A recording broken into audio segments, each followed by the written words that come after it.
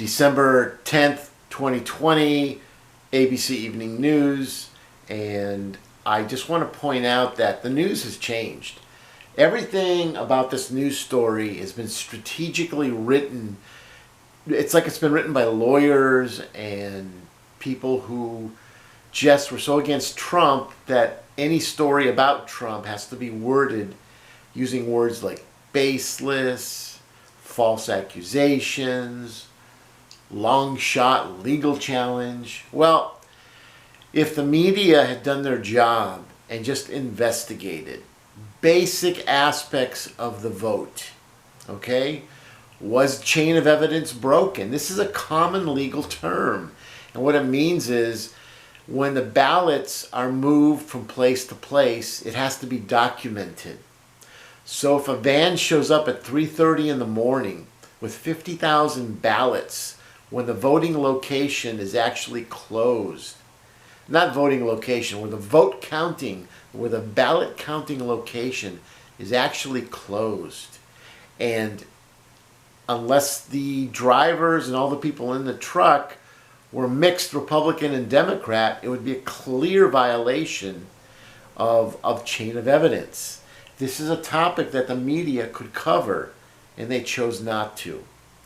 Another complaint that was raised was the changing of provisional ballots to untraceable counted ballots.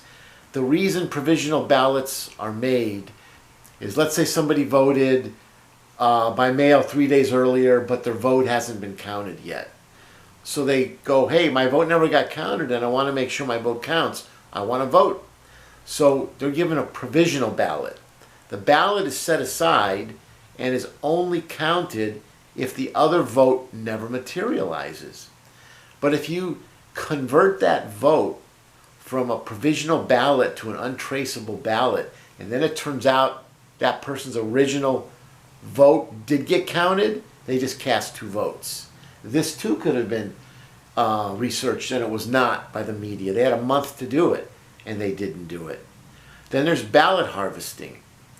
Ballot harvesting, there are reports where a big bundle of ballots showed up at somebody's address by mistake, like usually an apartment owner or a location like that, and they have all these ballots. Well, what happens is nobody wants to claim them because then they're going to be investigated. Well, why were you expecting all these ballots that all either have your name on it or have no name on it? They're blank ballots.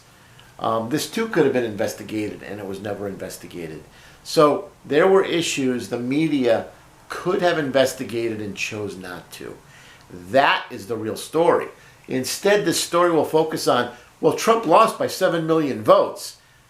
He didn't lose by 7 million votes. He lost by less than 50,000 votes spread among 3 states that there are complaints about in how the ballots were counted. That's what this is about. It's not about 7 million votes. And let's keep something else in mind. Just because cities are densely populated doesn't mean they have more value than people who shepherd a whole state where the population density is a lot less. Okay? That's why there is no popular vote for presidency. There would be no economy in the big cities if they weren't provided with product that's literally taken from the ground. Okay? Cities are not self-sustainable economically. They need product that's brought in from the red states primarily. Okay?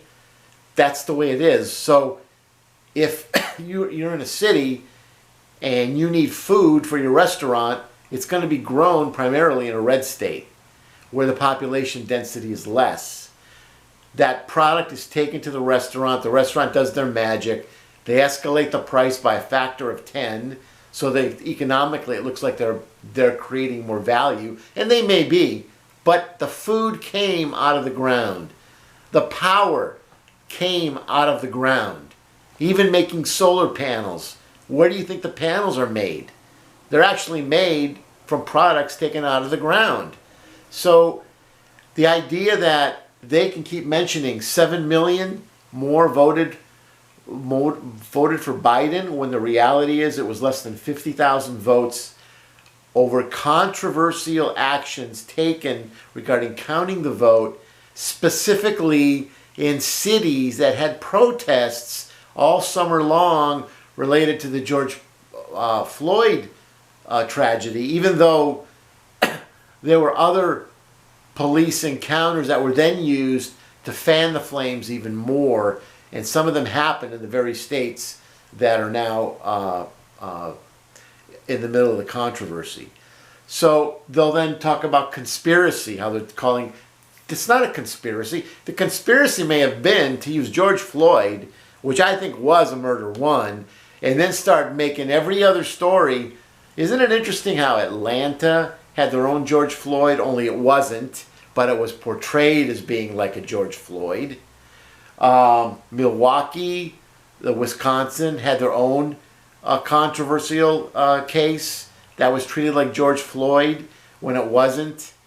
Pennsylvania had a case that generated violent protests, and I think in Pennsylvania it was somebody charging a police officer with a knife, and because the police officer responded, so that created protests. So protests were used over the summer to politicize the issue of how police do their job, and they were mired together in such a way that was unfair.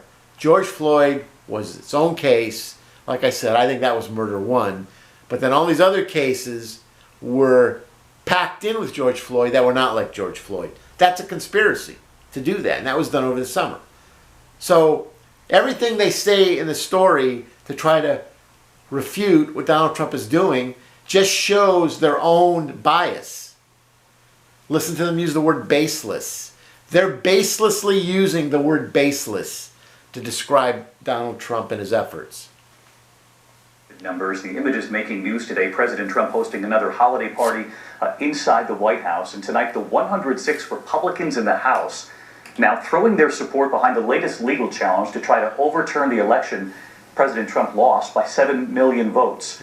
Tonight, the Republican senator from Texas who says he's struggling to understand the legal rationale behind this, and Senator Mitt Romney calling it madness.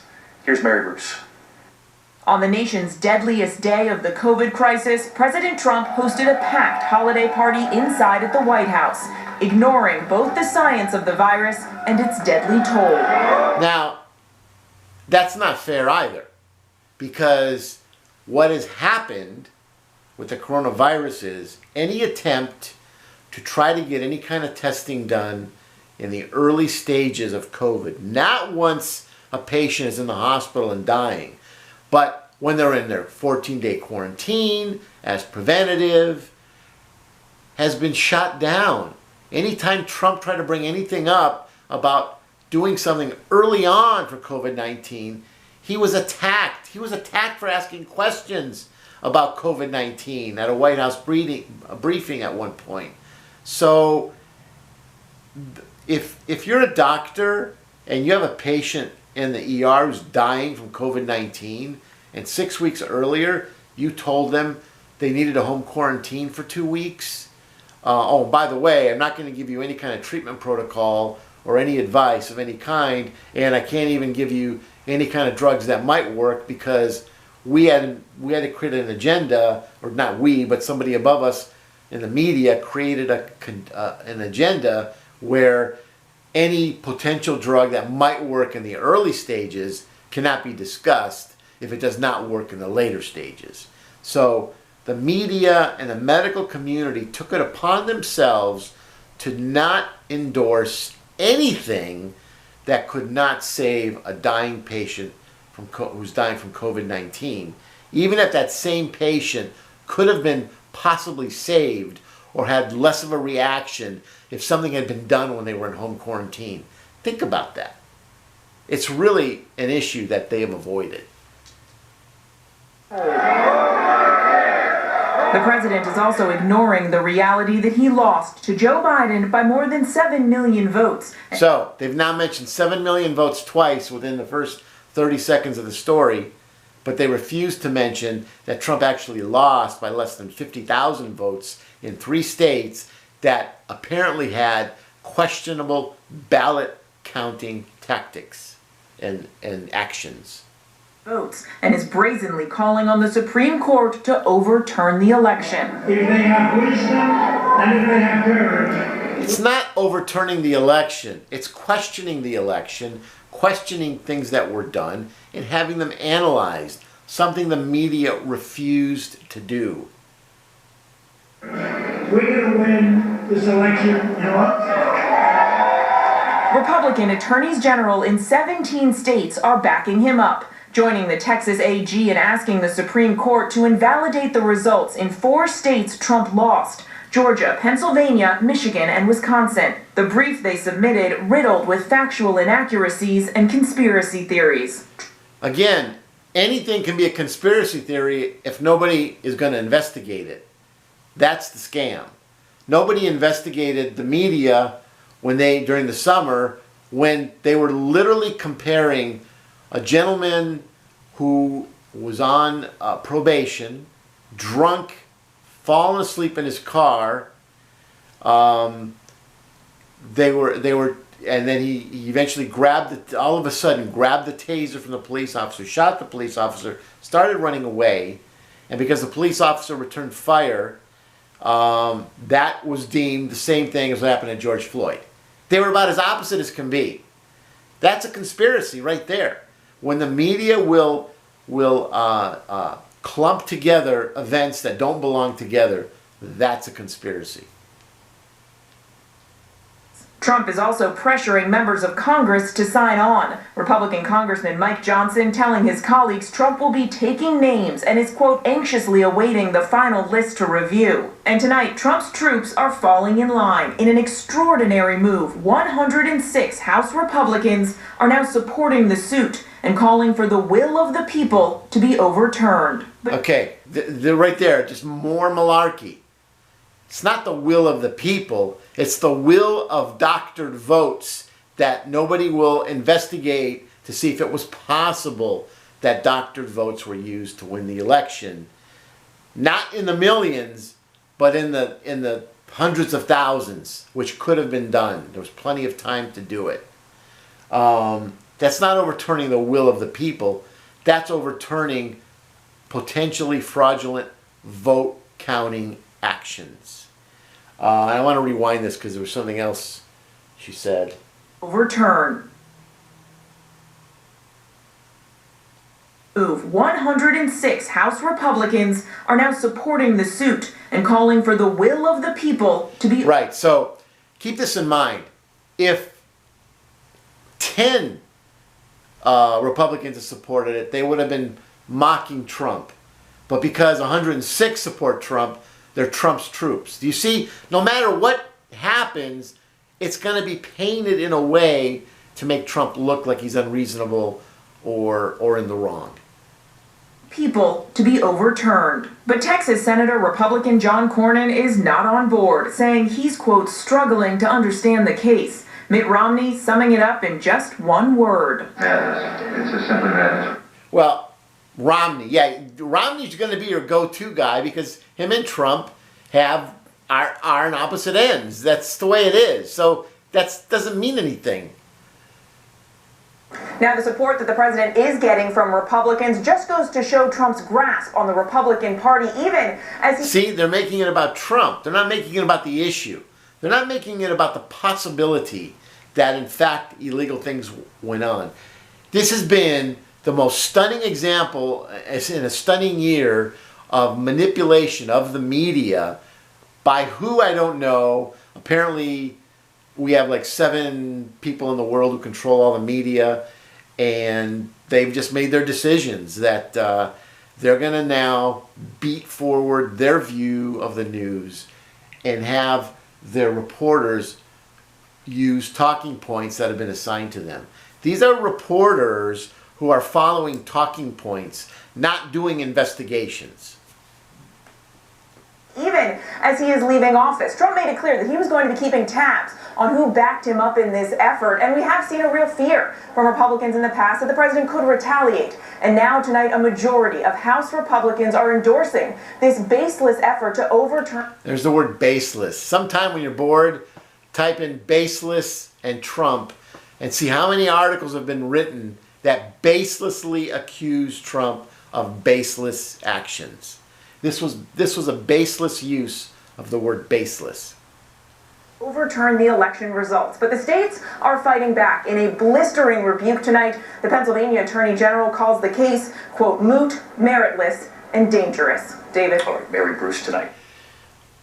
The only thing dangerous is the media refusing to do any kind of investigation. That's it. There was a month to do it. From day one, there was a refusal to do it. And that's the story that needs to go forward and never be forgotten. I've mentioned 3 ways how there could have been ballot fraud. You could have had provisional ballots that were converted to untraceable ballots, meaning that person could have voted 3 days before the election, walked up the day of the election and said, hey, my vote never registered, I'd like a provisional ballot. Filled out a provisional ballot. Those are not supposed to be looked at until weeks later when all the votes have been counted, and then they match up the provisional ballot to see if that person voted already. But by converting a provisional ballot to an untraceable ballot and counting it that night, they've literally allowed people to double vote. And this was done in the big cities where there were protests during the summer to coalesce people against the Republican Party. That's one. Ballot harvesting would simply be you offer people money for their ballots. Somebody else fills it out and they sign it and then it's mailed off. That would be 2. And that could be possible because this is the year where we had over 65 million and it might have been 70 or 75 million ballots that were mailed out. It's a record number. And they were sent out to people whether they requested them or not. Not everyone in the country got one that way, but they also removed all the requirements for absentee ballot voting also. You just had to ask for a ballot. So states where they weren't automatically mailing ballots out, you just had to ask for one. That was it. So, and if you want to use COVID as the reason, fine. But that doesn't mean that because of COVID, there wasn't any fraud. It's like, well, we had to do it because of COVID. But then you also don't investigate because of COVID? Really? I mean, it doesn't make any sense. That's 2. 2, and then chain of ballot evidence, right? Chain of evidence. If the ballots were put in boxes and delivered at 3:30 in the morning, without when the vote counting place was closed, ballot counting place was closed, and they were brought in then, and there was not a Democrat and a Republican present, that would be a break in the chain of evidence of the ballots. The people working in kiosks, in their little cubicles, that would be a break in chain of evidence because they're just in their cubicle doing what they're doing. Somebody could have been literally handing them ballots that were just filled out and they're just counting them. The person in the cubicle isn't necessarily doing anything illegal. They're just being handed ballots and they're counting them. Okay? But who's that person handing them the ballot? And are they being tracked at all? So that, at least do that. So there's so many ways that in the media,